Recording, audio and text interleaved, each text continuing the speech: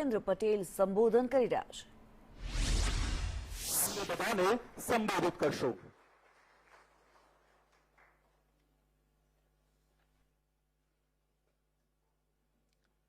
નમો લક્ષ્મી અને નમો સરસ્વતી વિજ્ઞાન સાધના યોજના તથા ઉચ્ચ અને ટેકનિકલ શિક્ષણ વિભાગની શિષ્યવૃત્તિઓ અંતર્ગત 646 કરોડના શિષ્યવૃત્તિ વિતરણ કાર્યક્રમમાં આપણી સૌની સાથે મંચ ઉપર ઉપસ્થિત મારા સાથી મંત્રી શ્રી પ્રદ્યુમનભાઈ વાજા, શ્રી ત્રિકમભાઈ છાંગા, શ્રીમતી રીવાબા જાડેજા, શ્રી કમલેશભાઈ પટેલ, ઉચ્ચ અને ટેકનિકલ શિક્ષણ વિભાગના અધિક મુખ્ય સચિવ શ્રી મુકેશ કુમાર, પ્રાથમિક અને માધ્યમિક શિક્ષણના અગ્ર સચિવ શ્રી મિલન તોરવણે, ઉચ્ચ અને ટેકનિકલ શિક્ષણ commissioner Shri Dilip Rana, commissioner school Shri Anand Patel, આમંત્રિત સર્વે મહાનુભાવ, પ્રેસ મીડિયાના મિત્રો, સૌને મારા નમસ્કાર.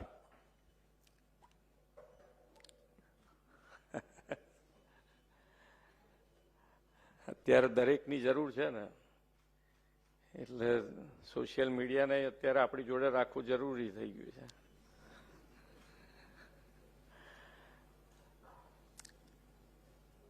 પણ માન્ય વડાપ્રધાન શ્રી અહીંયા મુખ્યમંત્રી હતા ત્યારથી જ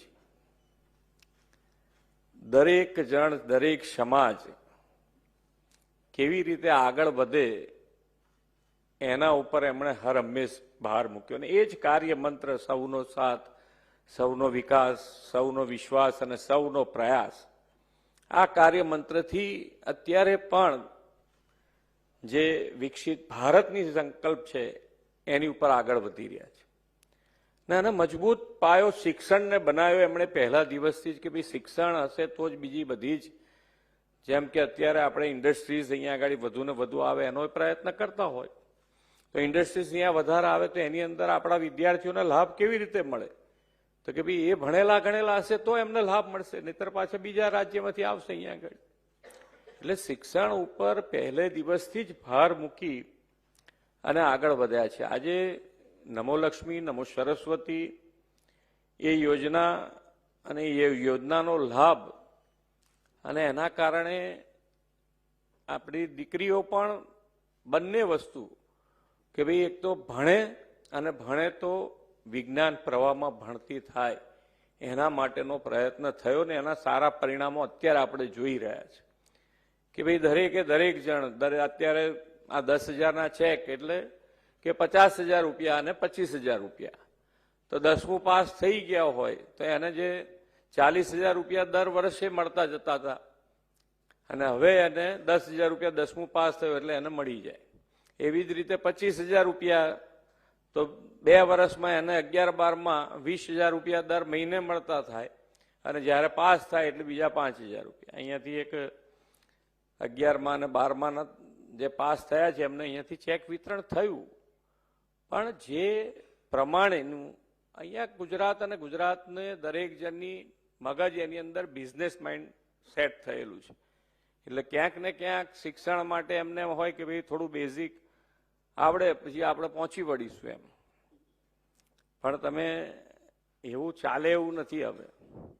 હવે શિક્ષણ ઉપર દરેક જણનું ફોકસ છે અને દરેક જણે, દરેક મા બાપ, વડીલો જેટલું વધારે ને વધારે ધ્યાન આપશે, સરકાર એમની પડખે હર પળે ઊભા રહેવા તૈયાર છે. પણ શિક્ષકો જે રીતે અત્યારે જાગૃત થયા છે એ જ પ્રમાણે વાલીઓ પણ જાગૃત થઈ જાય અને એમની સાથે ખભે ખભો મિલાઈને જો કામ થાય તો આપણો એક પણ વિદ્યાર્થી ના ભણે એવું નહીં થાય. અને અત્યારે તો અમે જાણે ડ્રોપ આઉટ થઈ ગયા હતા એવા વિદ્યાર્થીઓને પણ પાછા લાવીને એને એડમિશન આપીને ભણાવી રહ્યા છે. એટલે અને એ ભણાવવાની વ્યવસ્થા પણ ખૂબ સારી. શિક્ષણ મંત્રી બંનેને અમે અને શિક્ષણ વિભાગના દરેક અધિકારીને પણ અભિનંદન કે ભાઈ ખૂબ સારું આયોજન થયું છે. કારણ કે હવે 4-5 વર્ષથી સ્કૂલ છોડી દીધી હોય અને જે ઉંમર પ્રમાણે એને ધોરણમાં એડમિશન આપ્યું હોય તો એને પાછું રિવાઇવ કરવું કેવી રીતે, બધાની જોડે પેરેલલ આગળ વધવું કેવી રીતે, તો એના માટેનું પણ આયોજન કર્યું છે કે એને સ્પેશિયલ વર્ગ મળે, એને એ આ બધું જ આગળનું જે છૂટી ગયું હોય ફરીથી એને ભણાવવામાં આવે. એટલે નહીતર પાછું એ આયા પછી એને એમ થાય કે યાર મને કશું આવડતું નથી, લોકો હોશિયાર છે એમ. એટલે એનું પણ પૂરતું ધ્યાન આપ્યું છે. એટલે સરકાર તરીકે સરકારની વ્યવસ્થાઓ વધુ ને વધુ શિક્ષણ ઉપર ભાર આપીને આગળ વધે એના માટેનો પ્રયત્ન થઈ રહ્યો છે. ફક્ત ધ્યાન એટલું જ છે કે ભાઈ દરેકે દરેક જગ્યાએ શિક્ષક અને વિદ્યાર્થી બંનેને એક થઈને ક્યાંક ને ક્યાંક નાની મોટી, અત્યારે તો પહેલાના તો આપણને બધાને અહીંયા આગળ જે બેઠા હશે તો સ્કૂલમાં કેવી રીતે સાહેબો રહેતા હતા આપણી સાથે, અત્યારે તો એવું થાય એવું નથી. ઘણાના એવી આમ કે 4 ફૂટપટ્ટી ભેગી કરે સાહેબ, કેટલી 4 ફૂટપટ્ટી ભેગી કરે, એવા અહીંયા આગળ ઘણા બધા બેઠા હશે કે ભાઈ અમારા શિક્ષક તો 4 ફૂટપટ્ટી ભેગી કરે. એટલે એવું અત્યારે આપણે કરવાની જરૂર નથી, પણ એ સમય એની માંગ હતી ને એ પ્રમાણે કરતા હતા. અત્યારે ફક્ત એને પ્રેમથી કેવી રીતે વાળી શકાય. અને અત્યારનું આઈક્યુ પણ તમે જોતા હશો તો આપણા ઘેર, આપણા નાના છોકરાના ઘેર છોકરા હોય તો એ બધા અત્યારે કેટલા હોશિયાર થઈ ગયા છે કે નાની ઉંમરે એમના પ્રશ્નો તમે જુઓ તો એમ થાય કે આજને અત્યારથી આટલા પ્રશ્નો આવે છે, મોટો થશે તો શું થશે એમ.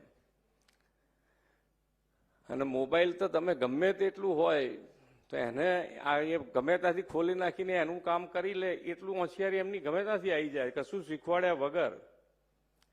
એટલે અત્યારે તમારે એ લોકોની સાથે ખભે ખભો મિલાવવો મુશ્કેલ વાળો થઈ જશે ધીમે ધીમે. એટલે શિક્ષકોને બી તૈયારી વધારે કરવી પડશે એવું મન તો લાગી રહ્યું છે. પહેલા તો શું છે કે ભાઈ વિદ્યાર્થીઓ એકલા જ વધારે કંઈક જાણવું હોય તો પેલી કઈ બુક કહેતા હતા, રેફરન્સ બુકનો ઉપયોગ કરતા હતા. અપેક્ષિત તો આ પેલા જવાબો માટેની વાત છે, પ્રશ્નોને એના જવાબો માટેની. થોડું મને ખબર છે.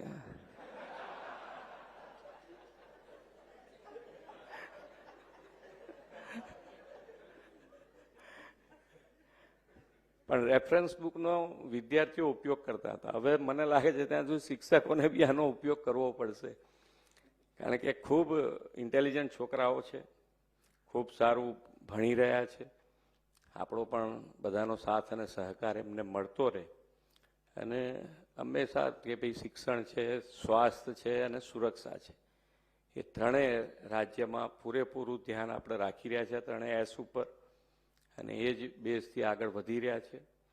વિકસિત ભારત અને વિકસિત ભારત માટે વિકસિત ગુજરાત, અને વિકસિત ગુજરાત માટે આપણે સૌએ સાથે મળી અને આપણું જે યુવા ધન છે એને સારી રીતે શિક્ષિત કરીએ અને આગળ વધીએ, એ જ અભ્યર્થના. ભારત માતા કી જય.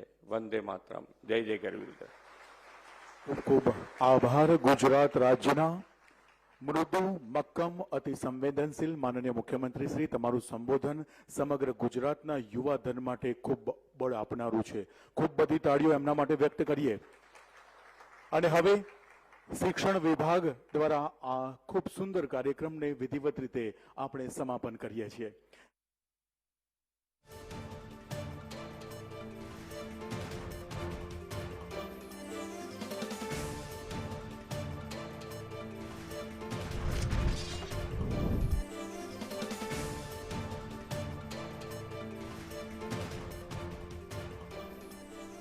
વિદ્યાર્થીઓને સહાય વિતરણનો મહત્વનો આ કાર્યક્રમ, જેમાં સીએમ ભૂપેન્દ્ર પટેલે સંબોધન કર્યું.